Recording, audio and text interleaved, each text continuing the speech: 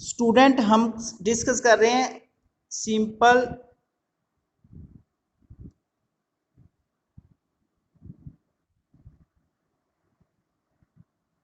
Linear equations.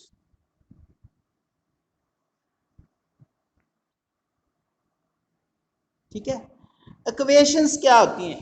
Equation का पता चलता है जिसमें इक्वल का साइन हो। इक्वेशन में हमेशा इक्वल का साइन जरूर होगा। तो इसमें एक इक्वेशन वर्ड है, एक लीनियर वर्ड है। लीनियर का मतलब होता है जो भी इंग्लिश वाला नंबर होगा ना, इंग्लिश वाले नंबरों को, जैसे जो ए बी सी होती है ना, ये वाले ए बी सी से चलते चलते जेड तक, ये होते हैं वेरिएबल।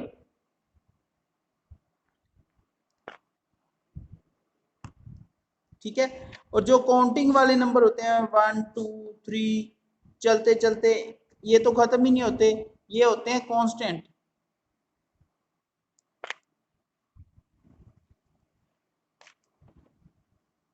ठीक है,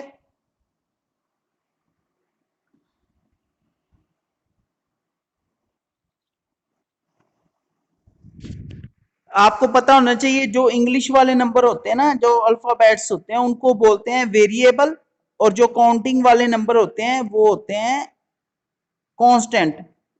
ठीक है, इसको पंजाबी में जो वेरिएबल होते हैं उनको कहते हैं चल,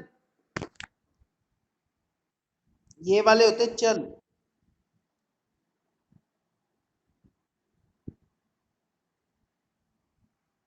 ये वाले होते हैं अचल, कांस्टेंट को बोलते हैं अचल।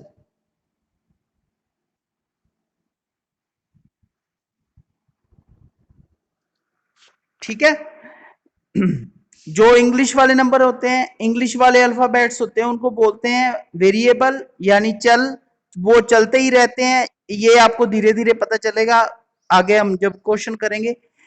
वेरी का मतलब या चल का मतलब है जो चीज बदलती रहती है, मतलब चलती रहती है। और जो कांस्टेंट होते हैं, काउंटिंग वाले नंबर होते हैं, वो बदलते नहीं है, वो चलते नहीं है, वो अचल है। ठीक है, अब और एक चीज मैं आपको बताता हूं भी, इनको लीनियर इक्वेशन क्यों कहते हैं।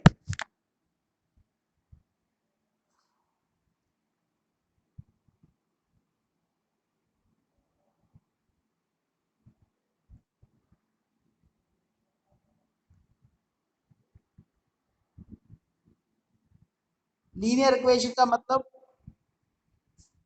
जो एक्स या वाई होगा, जो भी इंग्लिश वाला नंबर होगा ना, जो भी इंग्लिश वाला नंबर होगा या अल्फाबेट्स होगा, उनकी पावर नहीं होगी या पावर वन होगी। इधर पावर वन है, किसी भी अल्फाबेट की कोई पावर ना लिखी हो ना, तो उसका मतलब है उसकी पावर वन है। उसकी पावर कितनी है? वन है। ठीक है, कोई पावर ना लिखी हो उसको आप वन लिख सकते हो। जैसे वाई है, वाई की अगर पावर पूछी जाए ना, वाई की कितनी पावर है, जो डिग्री है, तो वन है। ठीक है, वाई की पावर कितनी है? वन है।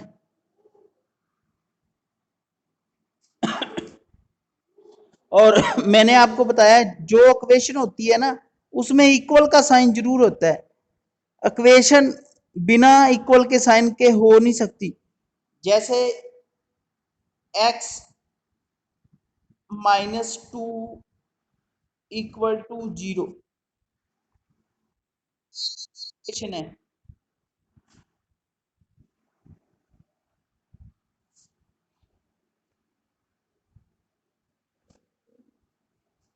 ये कैसे पता चला लीनियर इक्वेशन है? क्योंकि x की पावर देखो, x की पावर कुछ भी नहीं है यानी वन है।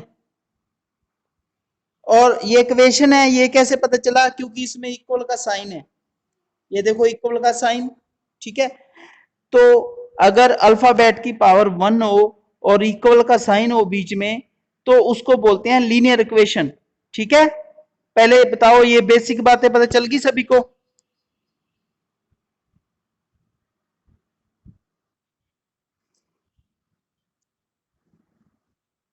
हाँ, इसको इस लीनियर इक्वेशन की कैसे पता चलता है?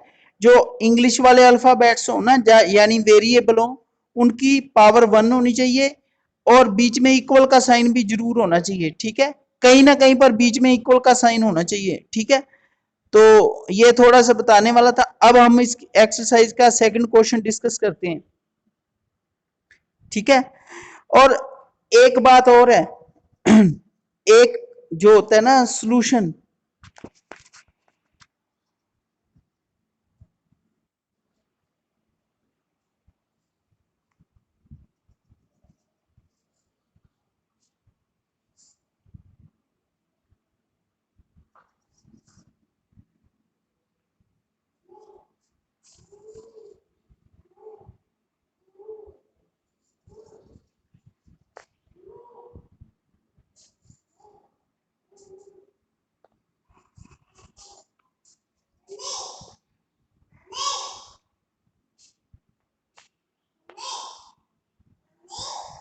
Solution of equation make both side equal, जो बोथ साइड होती हैं वो इक्वल हो जाती हैं, ठीक है।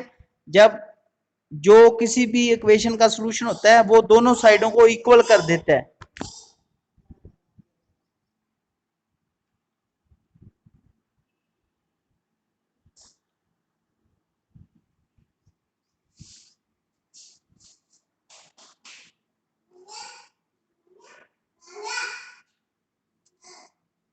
अब हम इसके क्वेश्चन डिस्कस करते हैं।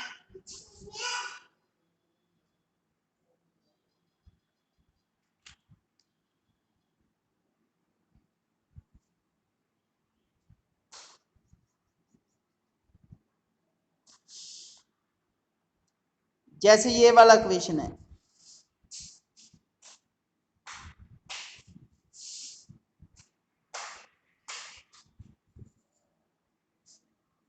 ये वाला,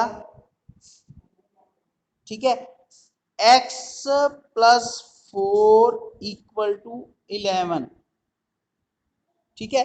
ये देखो x की पावर 1 है, जहां x की पावर नहीं है, जो 1 पावर होती है लिखी नहीं होती, x प्लस 4 इक्वल टू 11 है और ब्रैकेट में x की वैल्यू दी हुई है 7। तो आपने चेक करना है भी जो x की वैल्यू 7 दी हुई है वो इक्वेशन का सॉल्यूशन है या नहीं। देखो हेडिंग में लिखा हुआ है check whether the value given in bracket is a solution of the given equation और नॉट। हमने बताना है जो ब्रैकेट में वैल्यू दी गई है वो इक्वेशन का सॉल्यूशन है या नहीं है। तो वो कैसे पता चलता है, मैंने कल भी आपको बताया था, आप वो वाली वैल्यू पुट कर दो। देखो x की वैल्यू दी हुई है 7 ब्रैकेट में, ये देखो ब्रैकेट में लिखा हुआ है ये वाला, ठीक है। तो ये वाली x की जगह ना आपने 7 लिख देना है, x की जगह x नहीं, x की जगह x की वैल्यू लिख देनी है। तो देखो देखो दोनों दोनों साइड इक्वल आ गई ना, ठीक है, 11 11 आ गया ना, आ गया ना बेटा बोलो।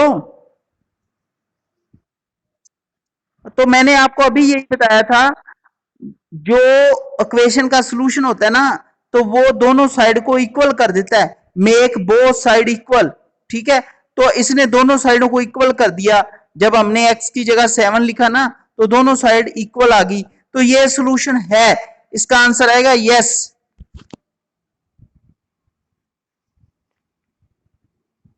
ठीक है। अब ये वाला देखो, ये वाला सेकंड, यहां पर लिखा है 8x, चलो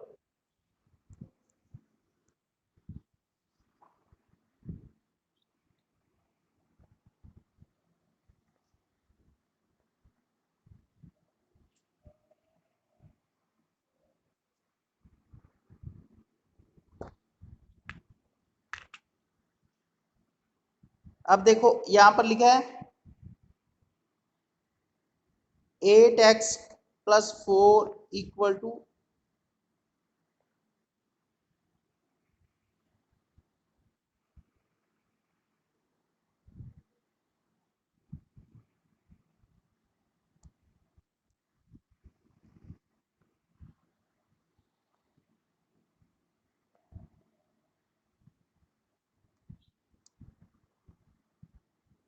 ठीक है, 4x प्लस 8x प्लस 4 आपको दिया है 32 के इक्वल, और x की वैल्यू दी हुई है ब्रैकेट में 4, तो आपने जहां पर x है ना वहां पर 4 लिख देना है।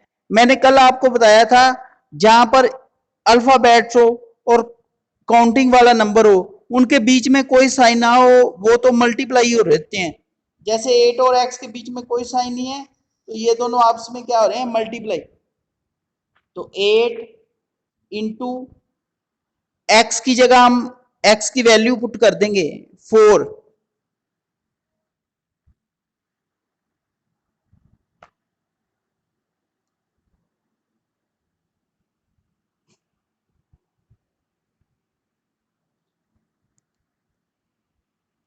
इक्वल में 32 नहीं 28 दिया हुआ है। ये देखो इधर 28 दिया हुआ था, 28, ठीक है। तो अब लिखो 8 4 जा 32 प्लस 4 इक्वल टू 28, ठीक है। इधर आ गया आपका 36 और इधर आ गया 28।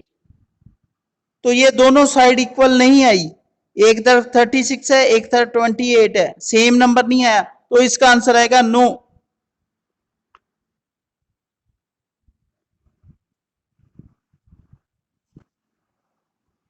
ठीक है, अब हम करते हैं थर्ड।